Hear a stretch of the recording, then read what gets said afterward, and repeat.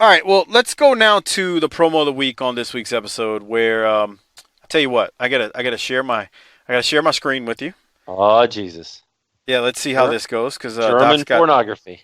Doc's got I got, the new Skype for the first time. He's using. well, Harper and I haven't downloaded yet. as you know, I'm an early adopter to any and all technology. That's some bullshit. But anyway, let me Uh-oh. know when you can see. Oh, no, I've heard this Oh, wait, before. wait. Have you seen this one? I've not seen it, but I've heard it. No, I mean, have you? Do you see that title? I lay I eyes watched on this. Yes. Yeah.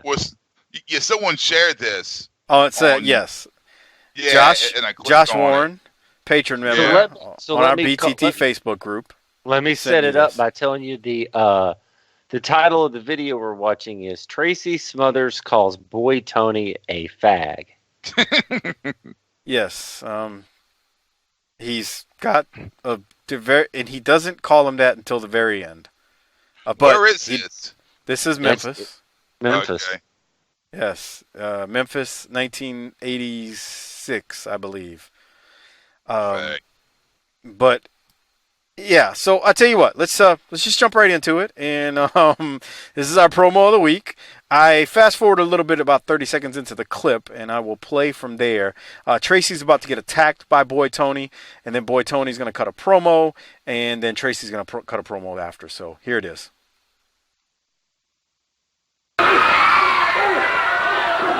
Tracy working on Tommy Lane. Oh, look out. Here comes Boy Tony. Yeah, Boy Tony over there, and he just nailed Tracy Smothers with that purse. Hit him 1, 2, 3, and the rock and roll RPM.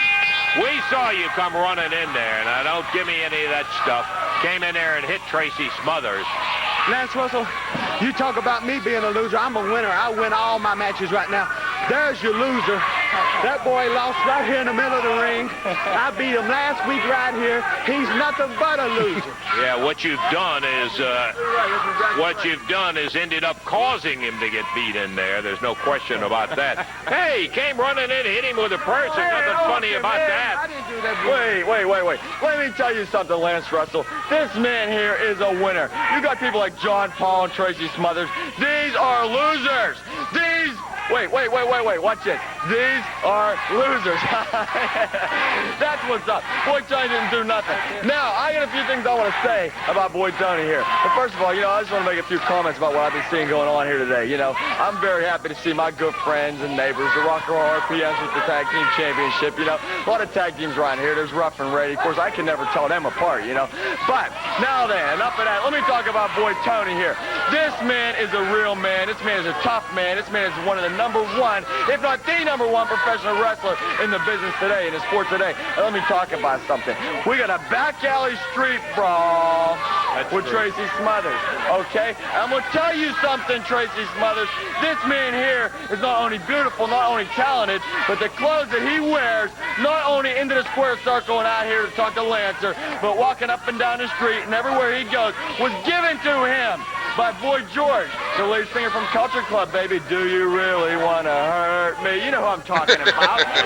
Well, this right here is worth $5,000 alone. This right here, this is one of his cheaper outfits, sort of for bumming around. When this guy gets all New Yorked up, baby, hey! He got the fucking Tracy can. Boy, Harper, Tony look how out young of Tracy there, is. and- I know, huh? Yeah, just Jesus. come right in here, It looks Tracy. good. Dude.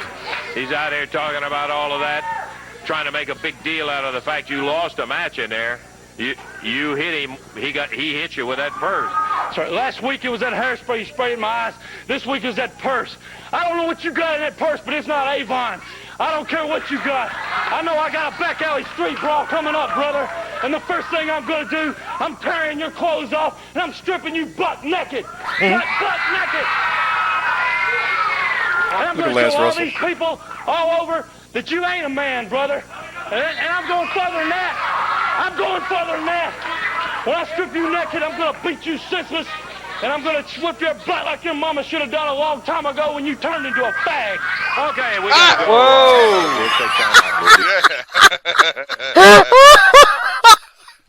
go. Yeah.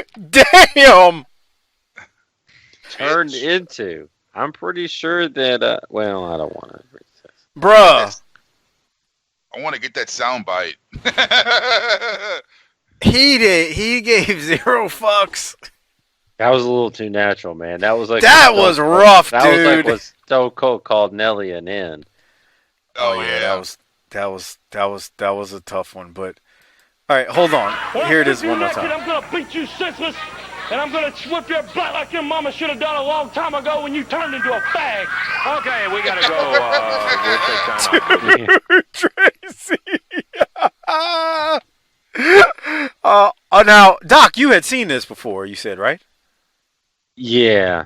Okay, so you knew it was coming, but and Harper, you saw it because it was on the Facebook group. That's rough, dude. But couldn't do that today. Too many corporate partners. Anything remotely close to that. You couldn't even call him gay. No. Well, He's gay, so he's our brand ambassador now.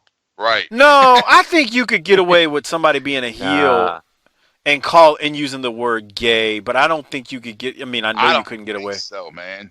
Look, man, you can do more than you think, because Dalton Castle's a good example, but in the WWF, you can fucking forget about it. Yeah, that's what I'm saying. They ain't getting close to that. That's a taboo subject. Dude, hey, man. Shit, but I couldn't just. Let me get back to my friend Conrad. Hey, buddy. Maybe we could go eat. We could go eat some like refried beans together sometime or something. Latest Bischoff episode he had, man. Bischoff said that Standards and Practices in '99 said they could not do the West Texas Rednecks rap as crap because of the racial undertones to it. 20 years ago. Yeah, but they still did it. No, that's why they stopped doing it. That's why they ended the angle. Oh, really? Yeah, that's what Bischoff said, is that they ended up, like, Hennig was disappointed because he liked it. He liked the angle. But they had to stop doing it because standards of risk management and standards of practice were like, no, bro. And that's a little too rough. That's a little too stiff. And when Randy Big Swole was on the show 2 years ago, 3 years ago almost now, he had told me that, like, on the house show loops and all that, he was like, dude, we were drawing and we were getting a reaction with that dumb shit. Like it was over because of the racial undertones. Remember when this show used to have guests? Whatever happened to that? Why'd you stop booking guests? Well, the show's done better since then. I mean, we do well. I can believe that, because nobody wants to hear any washed up wrestlers when they can hear more me and Harper. Yeah. Whatever. But to go back to what you're saying, Doc, Standards and Practices, that does not surprise me. The No Limit Soldiers thing, I have no clue why they would not want that because of the racial undertones. I guess because, well, if you think about it, Henning and what's his name were really fucking entertaining as they crapped on rap and black folks. Who was it? The problem is Henning and Duncombe. Bobby Duncombe Jr. Yeah. The problem is that you're sending out Henning, and just about anybody else is going to get blown up by Henning because it's fucking Kurt Hennig. That shit was funny though, bro. When you go back and watch when they did it, that shit was funny.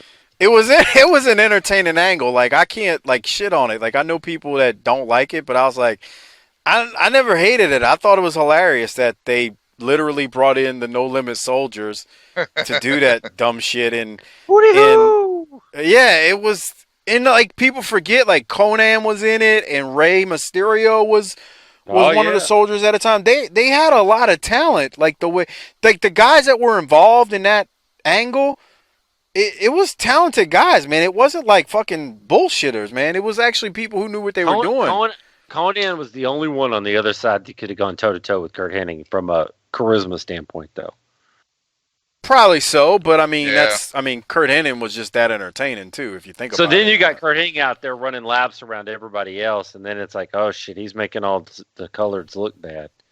Dude, not just that, bro. If you go back and watch some of that shit, some of the stuff Hennig did say, it was like, oh, that was kind of stiff. But he's trying to be a heel now. He's doing it in the South where he's going to get over as a babyface, but kayfabe, brother, you know. Well, it depended on the town you were in too. Sure, I mean, you're in homo. Well, all day. no, like I remember when they came to New Orleans, man. I mean, that shit was obviously over. But like, if you were in big cities where you had a population of, not just white folks, it was fine. I mean, but if you're in some of the smaller towns, yeah, I mean, that's a different story. But it's like Swole would tell me, he's like, man, he's like, I'm not trying to like make it seem like we were more than what we were, but it was very much over. Sure, So, it is. People like to be racist. Yeah. Well, I mean, the name of the game in wrestling is to get heat or, get people to cheer for you. So whatever. But back to Tracy Smothers here. Tracy looks young. I still think this was a hilarious promo. And damn, the things you can't do nowadays, or you be kicked off TV. Who was this manager? That's Downtown what's Bruno. that? Yeah. With Boy Tony. That's who? This is Downtown Bruno. You know who Downtown Bruno is. He was on Jericho's podcast a while back. I think he's still employed by the WWE too. He's Wow.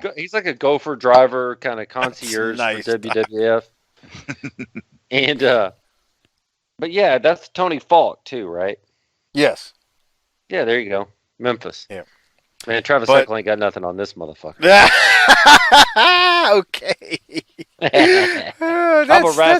I'm a wrestling historian. Get on over to Patreon and sign up, motherfuckers. So just so you know, again, that was Josh Warren from the Facebook group who sent me this. So good one, Josh. Thank you for sending it. And don't think that your $2 gives you any entree into telling us what to do, though, pal. He sent me one a while back with Brick House, and it's with Brick House and Robert Fuller. And there's a comment from Robert Fuller in there about Brick House eating watermelon. Of course. Oh man. Oh no. I gotta find it. It's a long clip, but I watched it and I was like, fuck, dude, the shit that went on in wrestling in the 80s is just like, what the hell were we doing? That's why you call it. It's called a golden era for a reason. Jesus Christ. Yeah. It was just such a different world. But that's that.